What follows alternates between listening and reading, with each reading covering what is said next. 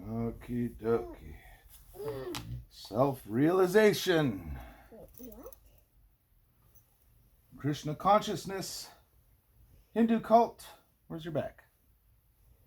Or divine culture.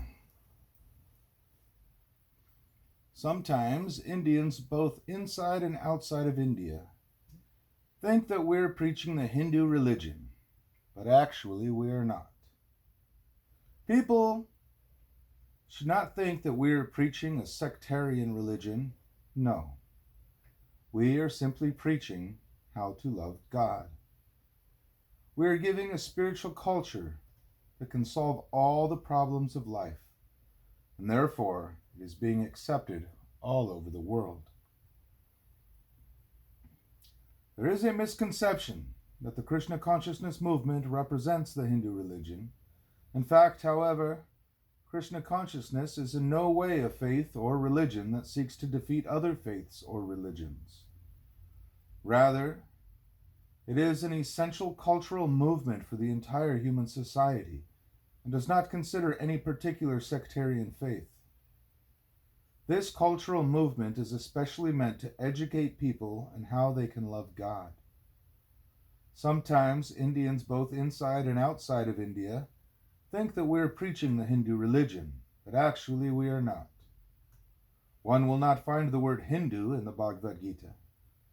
Indeed, there is no such word as Hindu in the entire Vedic literature.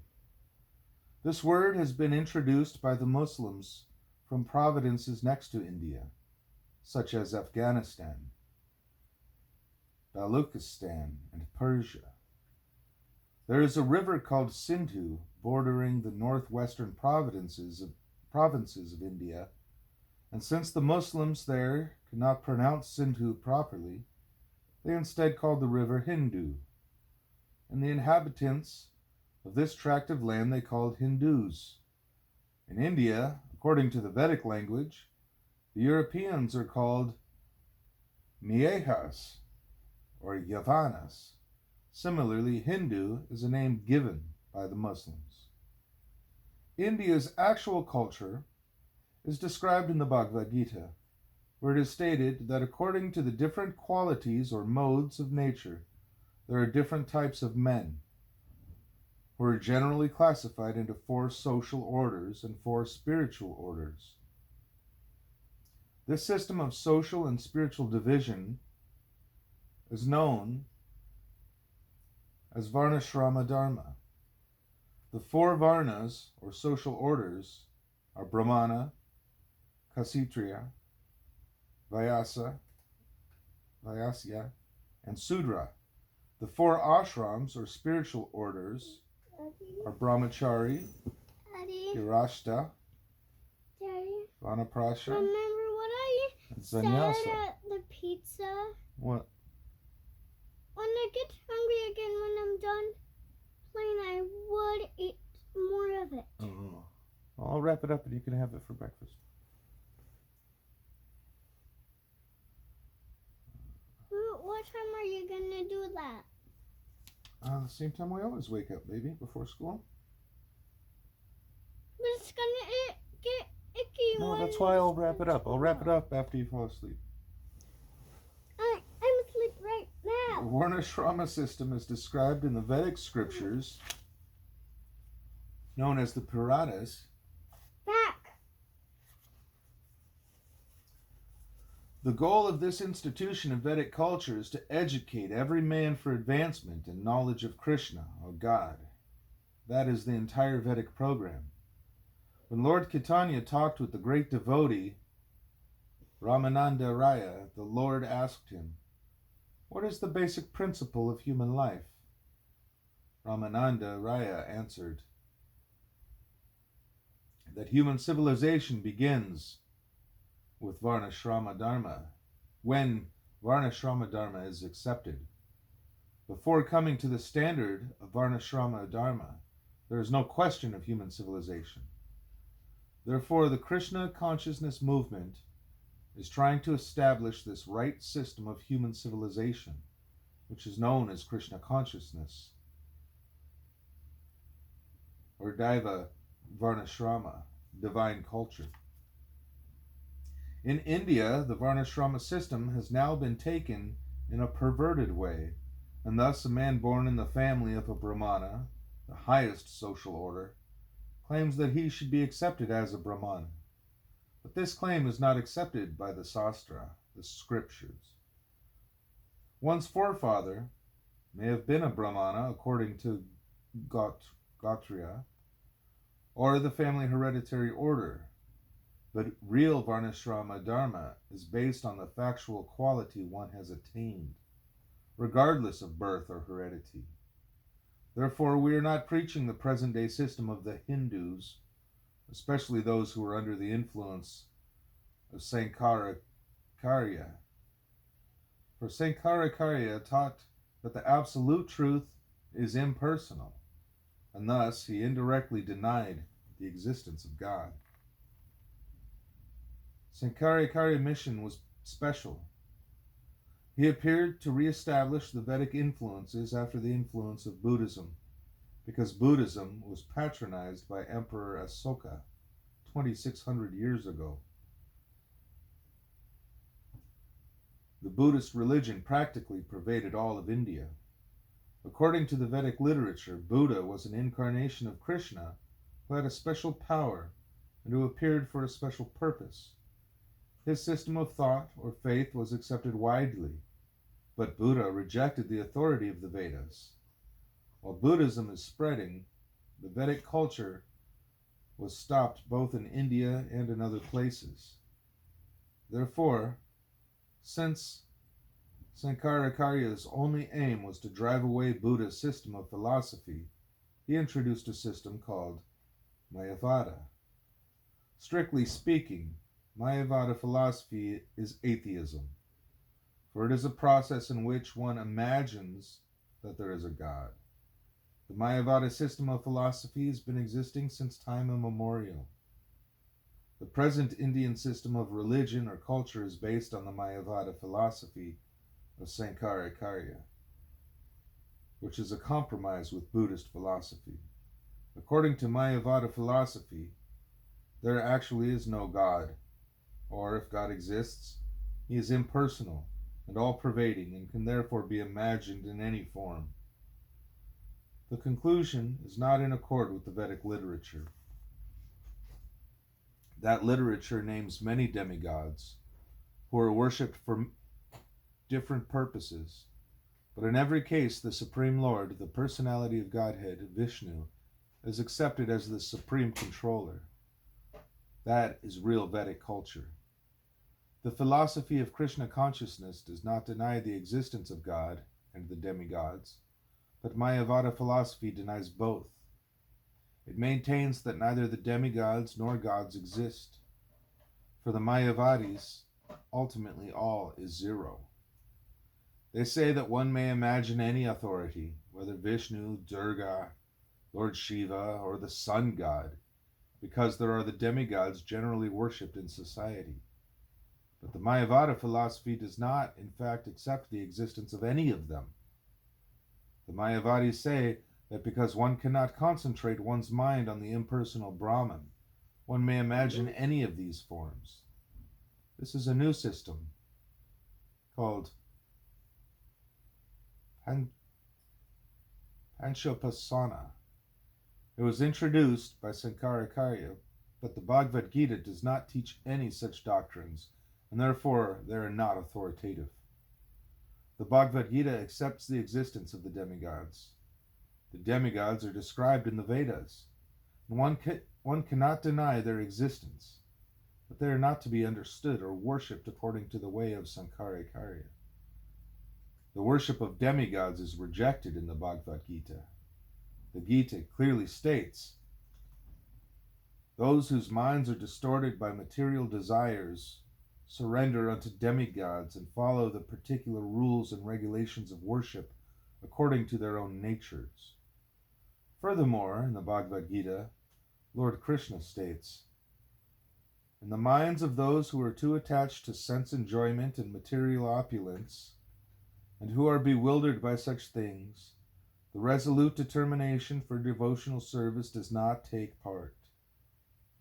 those who are pursuing the various demigods have been described as Herta Jinan, which means those who have lost their sense. That is also further explained in the Bhagavad Gita. Men of small intelligence worship the demigods, and their fruits are limited and temporary. Those who worship the demigods go to the planets of the demigods, but my devotees reach my supreme abode. The rewards given by the demigods are temporary, because any material facility must act in connection with the temporary body. Whatever material facilities one gets, whether by modern scientific methods or by deriving benedictions from the demigods, will be finished with the body. But the spiritual advancement will never be finished.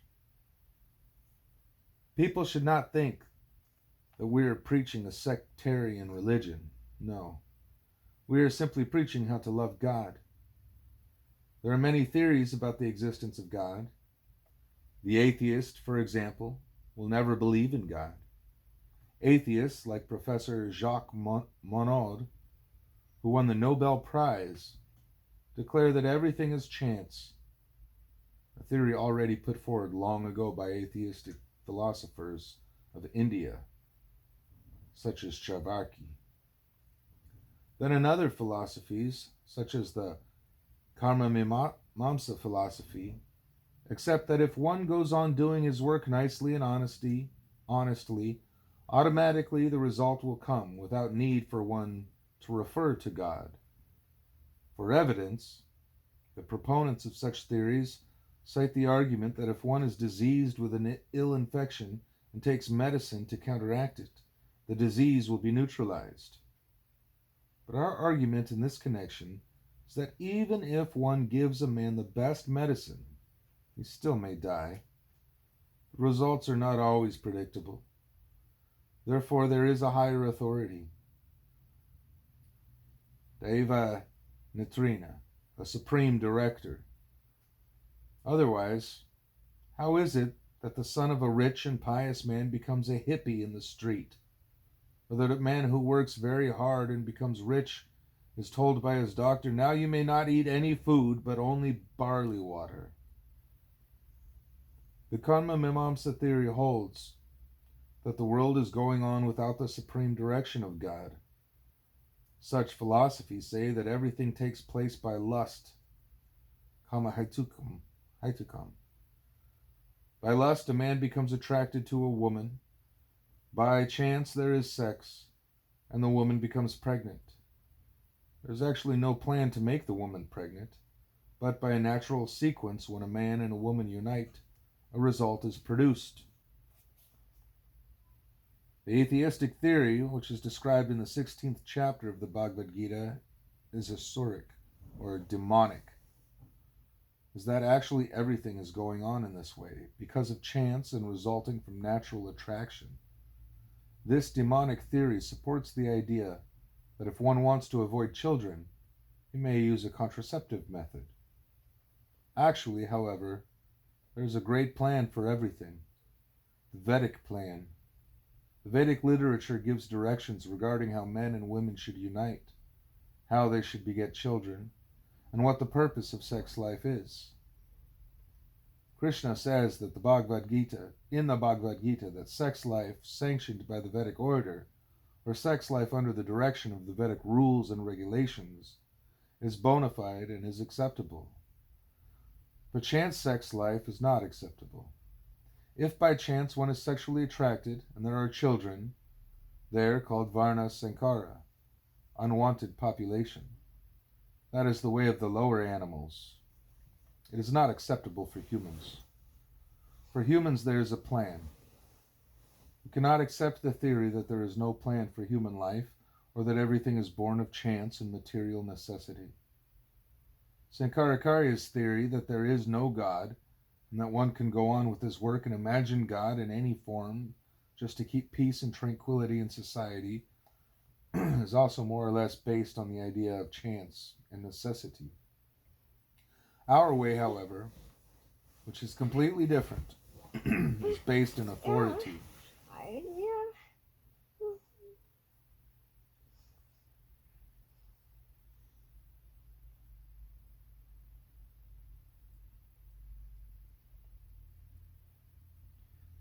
It is the divine Varnashrama Dharma that Krishna recommends, not the caste system as it is understood today. This modern caste system is now condemned in India also, and it should be condemned, for the classification of different types of men according to birth is not the Vedic or divine caste system. There are many classes of men in society. Some men are engineers, some are medical practitioners, some are chemists, tradesmen, businessmen, and so on. These varieties of classes are not to be determined by birth, however, but by quality. No such thing as the caste by birth system is sanctioned by the Vedic literature, nor do we accept it. We have nothing to do with the caste system, which is also at present being rejected by the public in India. Rather, we give everyone the chance to become a Brahmana, and thus attain the highest status of life. Because at the present moment there is a scarcity of Brahmanas, spiritual guides, and Kshatriyas, administrative men, and because the entire world is being ruled by Sudras, or men of the manual labor class, there are many discrepancies in society. It is to mitigate all these discrepancies that we have taken to this Krishna consciousness movement. If the Brahmana class is actually reestablished, the other orders of social well-being will automatically follow. Just as when the brain